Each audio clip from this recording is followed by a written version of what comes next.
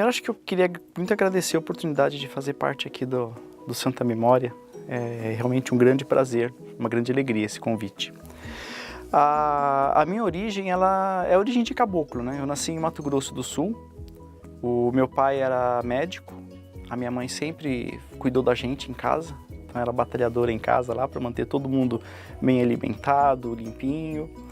E vim pequeno de Mato Grosso para cá, mas a gente sempre teve casa lá, a nossa família sempre esteve por lá, então voltava vários meses por ano, durante todas as férias, sempre estava em Mato Grosso.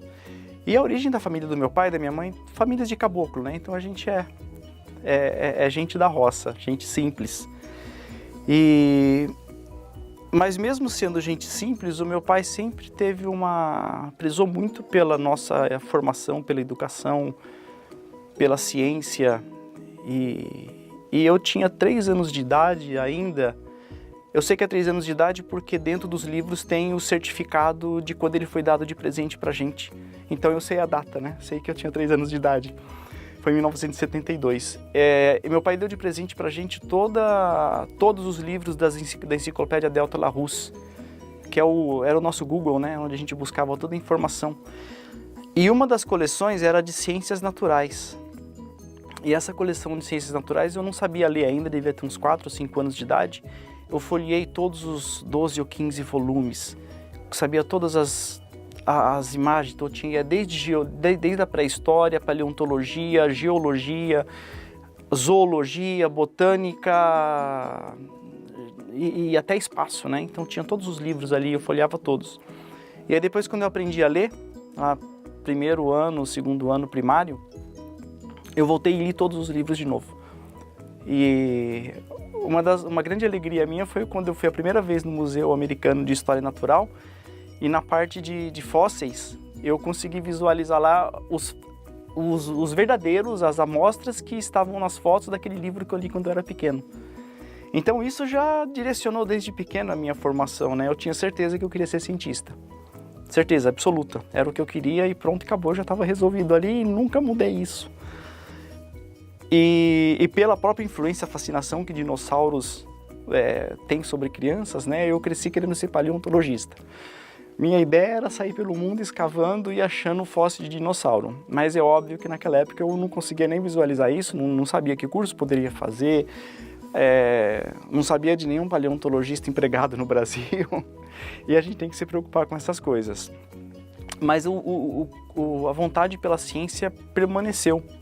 E aí eu acabei entrando no curso de Ciências Biológicas modalidade médica, ou conhecido como biomedicina. O pessoal perguntava assim para mim, por que você não faz medicina? Eu falava, porque eu quero ser cientista, né?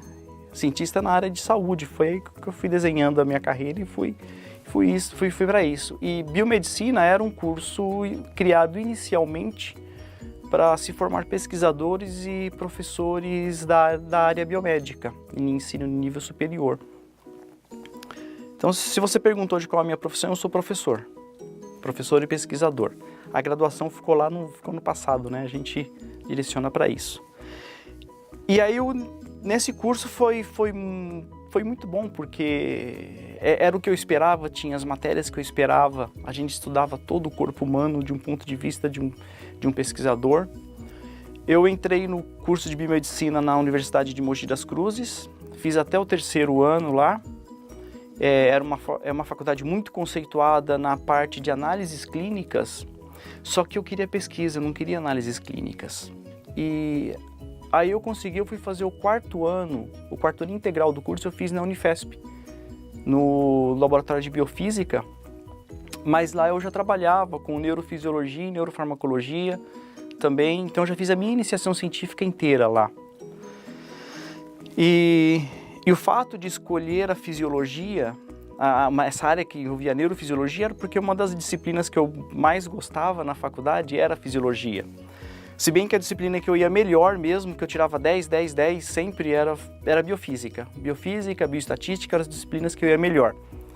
E deu certo, porque ao acaso, foi ao acaso mesmo, eu não fui escolhendo, a oportunidade apareceu na minha frente de fazer a minha iniciação científica, o meu estágio integral do 4º ano no departamento de biofísica de uma instituição de muito renome e trabalhando com fisiologia, com neurofisiologia. Então, assim, essa oportunidade ela apareceu para mim. E aí que eu sempre brinco que o universo conspira a favor dos bons, né, ou de quem quer fazer alguma coisa boa. Então, assim, eu consegui unir tudo isso. E terminando a iniciação científica, eu já me matriculei imediatamente no mestrado, com o mesmo orientador. Continuei a minha linha de pesquisa no mestrado, trabalhei ali, a gente começou já a escrever o primeiro artigo, teve o primeiro artigo publicado, logo no término do mestrado. Do mestrado eu já emendei o doutorado no mesmo departamento, no mesmo lugar e continuei publicando os artigos. E foi muito interessante porque no meu doutorado eu trabalhei muito com neuroanatomia, neurofisiologia, neurofarmacologia. A tese ela pegava todos esses assuntos. Isso foi fundamental para a minha formação, para poder ser capaz de discutir todos os assuntos e trabalhar em todas essas áreas e integrar essas áreas. Então foi uma coisa muito legal. Talvez eu volte um pouco na ordem das coisas, né? Mas na minha defesa de tese ela foi uma expectativa grande, né? Eu acho que tinha muita gente. Eu tive o prazer de fazer a minha defesa no Anfiteatro Leitão da Cunha, da Unifesp, que é o salão nobre lá da Unifesp. Hoje não se fazem mais defesas lá, porque eles têm que preservar, é um salão antigo. Seria o equivalente a gente fazer uma defesa de tese aqui no salão nobre da Irmandade, né? E eu tive na minha banca pessoas ilustres, entre elas o professor César Timoiaria, que foi um dos grandes fisiologistas do país. É uma pessoa assim, era extremamente respeitado, dava muitas opiniões. E eu convidei ele para a banca, quando eu sugeri o nome dele para a banca, porque ele sempre me acompanhou nos congressos, ele sempre ia nos meus pôsteres, nos meus painéis, sempre perguntando. Aí um dia, por uma falha de um comentário dele, depois eu parei e pensei, fiquei pensando, poxa, como é que ele perguntou isso? A única pessoa que sabe disso é o meu assessor da FAPESP, do meu projeto, que são cegos, né? A gente não sabe quem é o assessor. E aí eu, por analogia, deduzi que ele era o meu assessor, foi do meu assessor da FAPESP durante a iniciação científica e o mestrado. E eu fui descobrir isso no doutorado, né? Por um comentário que ele deixou escapar. E eu falei, pô, você tem uma pessoa que sabe disso. E aí eu entendi por que ele dava tanta atenção para mim. Sempre nos congressos ele procurava o meu pôster para perguntar, ele ia atrás de mim. E isso serviu de exemplo para eu também dar essa atenção para os alunos, né? Para ver como ele dava atenção para mim, uma pessoa tão ilustre, mas que ia lá conversar com um aluno de iniciação científica para tentar fazer a contribuição dele. E entre muitos outros que participaram ali. Voltando dois meses antes da minha defesa de doutorado, eu tinha acabado de entregar minha tese, depositado a tese na Secretaria da Pós-Graduação para marcar a defesa para algo 45 dias depois. E eu estava exausto. Todo mundo que defende uma tese de doutorado sabe que quando você entrega ela, está exausto. Aí eu saí uma semana para o meio do mato, fui viajar, fui para as cavernas do Petar, ficar incomunicável. E quando eu voltei, tinha uma mensagem urgente de uma colega de pós-graduação, que era professora aqui da Fisiologia, a Luziele Guaraldo. Ela está na Fiocruz do Rio de Janeiro hoje. E ela disse que tinha uma vaga de professor de biofísica aqui na Santa Casa. E que ela tinha indicado o meu nome, tinha mostrado o meu currículo e que eles gostariam de conversar comigo. Eu já tinha a tese entregue, eu já tinha aprovado o projeto do FAPESP de pós-doc, a bolsa de pós-doc no Canadá já estava aprovado. Era um projeto de pós-doc no mesmo departamento onde eu fiz parte do meu doutorado, então durante o meu doutorado eu fiquei 6 meses em Montreal, desenvolvendo parte do doutorado lá no departamento de fisiologia da Faculdade de Medicina da Universidade de Montreal. Voltei, durante esse processo lá eu já acertei todo o pós-doutorado, de voltar, preparamos o projeto, então encaminhei o projeto antes do final do doutorado. Eu já tinha, aliás, foi muito bom você defender a tese e finalizar sabendo que eu já tinha a bolsa aprovada, tinha todo o meu próximo ano todo traçado. E aí me apareceu esse convite aqui. Só que naquele momento eu sabia que para minha carreira era mais importante eu ter o pós-doutorado no exterior para eu voltar e poder implantar um grupo de pesquisa aqui, poder ensinar na graduação com maior qualidade, com maior propriedade. Mas eu tinha recebido um convite, então eu sabia que seria muito mais educado, mais gentil se eu viesse até aqui agradecer o convite, né? E aí eu nunca tinha vindo na Santa Casa, nunca tinha entrado aqui. Entrei aqui pela Dona Veridiana, e a hora que eu pus o pé nesse corredor e vi esses arcos, foi uma paixão tão grande. Eu fiquei fascinado com essa arquitetura, com essa beleza. E aí eu lembrei uma coisa que o meu pai me falava, quando eu estava prestando vestibular ainda, que ele falava que se eu fosse fazer medicina, que era para eu prestar o vestibular e fazer medicina na Santa Casa, porque aqui se formavam os melhores médicos. Isso ficou gravado e eu lembrei quando eu coloquei os pés aqui, né? Que ele falou que aqui se formavam os melhores médicos. Mas aí eu vim para a nossa reunião, conversei com quem me entrevistou. As pessoas que me entrevistaram foram o professor Osmar Monte e o professor Raul Cisterna, Dr. Raul. E já falecido, né, uma pessoa muito querida. E os dois me entrevistaram. Mas eu vim para agradecer o convite, né? E vai conversa, vem conversa, pergunta. Eu acho que eles gostaram da apresentação que eu fiz, porque a gente tinha que montar uma disciplina. A disciplina de biofísica não existia naquela época. Foi uma sugestão do MEC para que a gente tivesse uma nota melhor, que fosse criada a disciplina de biofísica. E era isso que eles estavam fazendo. Então eles precisavam de alguém para criar a disciplina de biofísica. E eu tinha tido toda a minha formação de pós-graduação num departamento de biofísica, e como eu tinha falado, na graduação era a matéria que eu tinha as melhores notas, era a biofísica. Então, para mim, aquilo que não era uma entrevista, eu não vim para uma entrevista de emprego, virou uma entrevista e eu acho que eu me dei bem. Acho que eu fui bem. E aí teve a proposta deles, que foi a de adiar o início do meu pós-doutorado, implantar a disciplina de biofísica, colocar ela para funcionar. Naquela época, toda a disciplina era dada em 2 meses e meio, o curso era bem condensado, diferente do que é hoje. E aí eu não tinha outra opção, quer dizer, não existia como não aceitar essa proposta, né? E nervoso, né? Porque a gente começa a ficar nervoso, um emprego, não era uma entrevista de emprego, virou uma entrevista de emprego e eu saí dali contratado. 15 dias depois eu já estava contratado dando aula na recém-criada disciplina de biofísica. Aí a gente posterguei, escrevi lá para o meu supervisor do pós-doutorado no Canadá, posterguei a ida para lá em 3 meses, avisei na FAPESP, tudo perfeitamente possível. Formamos a primeira turma de alunos que teve a disciplina de biofísica, dei a primeira aula para essa primeira turma e viajei e fui para o Canadá para o pós-doutorado. Fiquei acho que 10 a 11 meses lá e aí sim eu me dediquei ao máximo a melhorar a minha formação. Trabalhava, acho que como quase todo brasileiro que vai para lá com pós-doc, com bolsa, trabalha insanamente. E a gente passeava, óbvio, sempre passeava no final de semana, mas a gente se dedicava dias longos, virava à noite. Tanto que quando estava acabando o verão, numa sexta-feira, o meu supervisor ele foi no laboratório e falou para mim que na semana seguinte ele não me queria no laboratório. Que era para eu viajar e ficar uma semana descansando, porque ia acabar o verão e eu não estava aproveitando, ia começar o inverno. E o inverno canadense é realmente, de Montreal, um dos mais rigorosos, né? As temperaturas médias lá quase todos os dias está a menos 20, menos 25 e daí para baixo.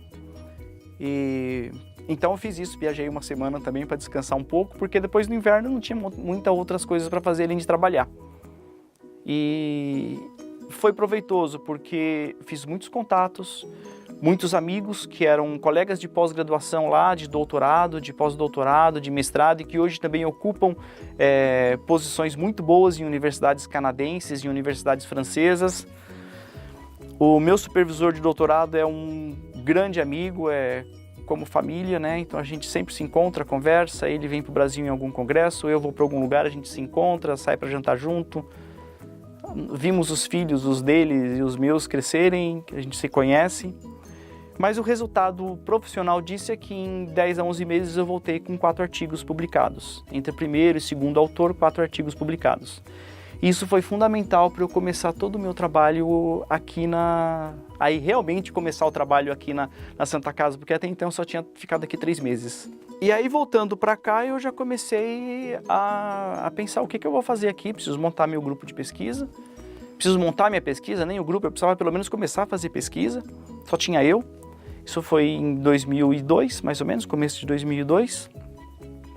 Não, perdão. 2001, começo de 2001.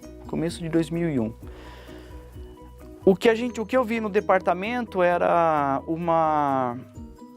um campo enorme, fértil, que precisava ser arado e plantado. Como laboratório, a pesquisa era feita aqui na faculdade, na Irmandade, existia pesquisa, mas eu acho que como laboratório estruturado para pesquisa, posso estar enganado, mas eu acho que era só o do professor Carlos Long, que era o único que ele tinha recebido um projeto jovem pesquisador, tinha montado um laboratório todo de biologia molecular, então o que eu me lembro é o que estava realmente bem estruturado como pesquisa. Óbvio, nós tínhamos um departamento, equipamentos, outras coisas, a professora Gladys Nazelo também desenvolvia alguns projetos de pesquisa, mas ela fazia algumas coisas ainda lá na USP, outras aqui, mas tinha alguma coisa ali, e aí eu comecei a trabalhar. E foi o ano que teve o primeiro FAP, o Fundo de Amparo à Pesquisa na faculdade. Consegui o meu primeiro FAP, foi no valor de R$15 mil. R$15 mil naquela época era bastante dinheiro, o dólar era bem mais baixo, então eu sei que eu comprei muito reagente, comprei muita coisa que deu para eu trabalhar, usar aqueles reagentes bastante tempo. E ali eu comecei a construir o meu projeto, fazer meus primeiros trabalhos, e desse projeto a gente publicou o primeiro artigo do nosso recém-criado grupo de pesquisa. Demorou uns anos para sair, porque a gente tinha pouca coisa, usava muito equipamento lá da Unifesp, onde, pela minha própria formação do mestrado, doutorado lá na Unifesp, por conhecer todos os departamentos, então eu tinha acesso a usar vários equipamentos que a gente não tinha aqui ainda, e a gente ia para lá usar.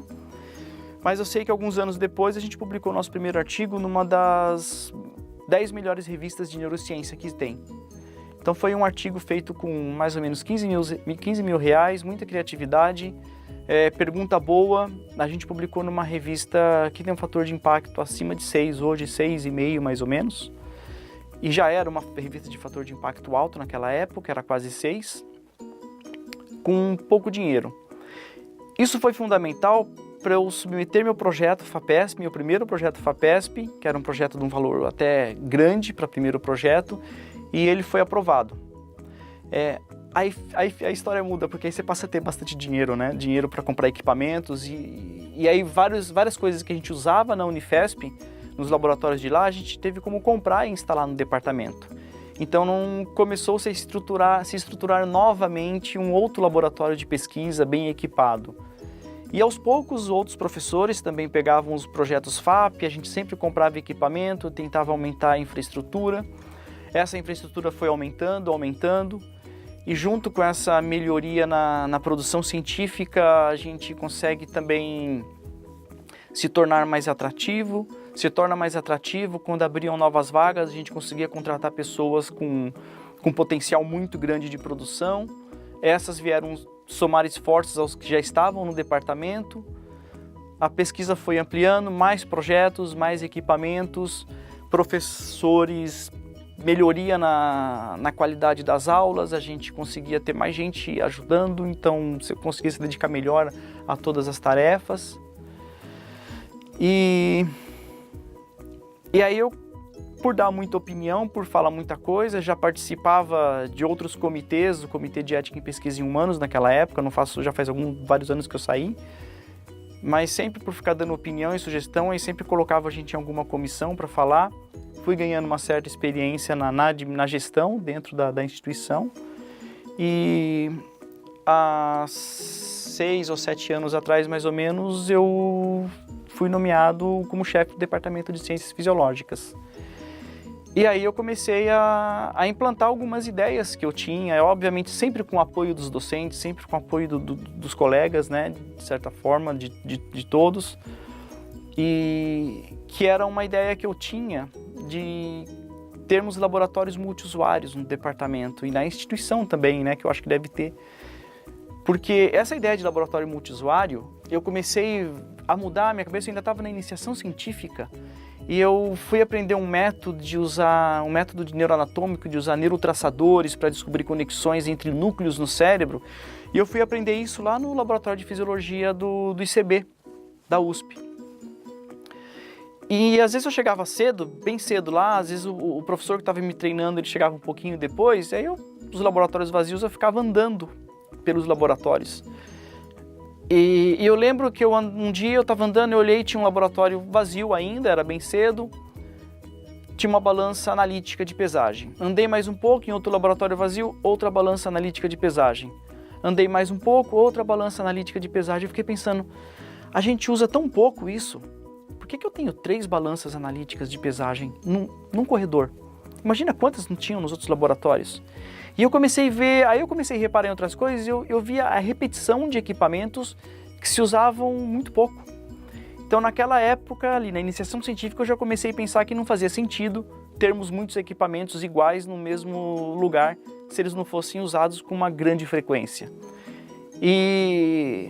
Mas eu era só um aluno, então o que eu falava ninguém escutava, né? Mas aí na gestão do departamento de ciências fisiológicas, a gente começou a implantar isso de uma forma mais intensa, mais forte. E hoje eu falo que todos os laboratórios do departamento de ciências fisiológicas são multiusuários, todos os equipamentos são multiusuários. Isso eu acho um avanço muito grande, porque nós temos pouco espaço.